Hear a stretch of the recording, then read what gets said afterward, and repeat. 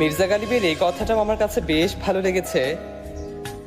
এই দুনিয়া স্বার্থপরে ভরা গালিব, তুমি কোন সমস্যার কথা বলছো? মানুষ জানাজার নামাজ পড়তে আসে সওয়াবের আশায়।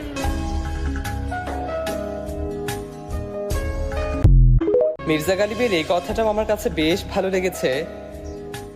এই দুনিয়া স্বার্থপরে ভরা গালিব, তুমি কোন সমস্যার কথা বলছো?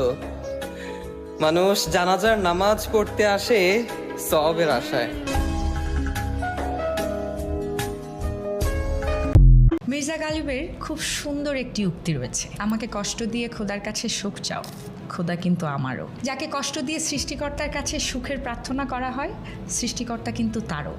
যার হৃদয় ভাঙা হয়, তার দীর্ঘশ্বাসও আকাশে পৌঁছে যায়। নীরবে ঝরে পড়া অশ্রুরও হিসেব থাকে অদৃশ্য খাতায়। কারো রাত অন্ধকার করে নিজের ভোর আলোকিত হয় না কখনো। কারো বিশ্বাস ভেঙে শান্তি কেনা যায় না কখনো। কারণ বিচার শুধু মোনাজাতে নয়, বিচার লুকিয়ে থাকে প্রতিটি ভাঙা বিশ্বাসে।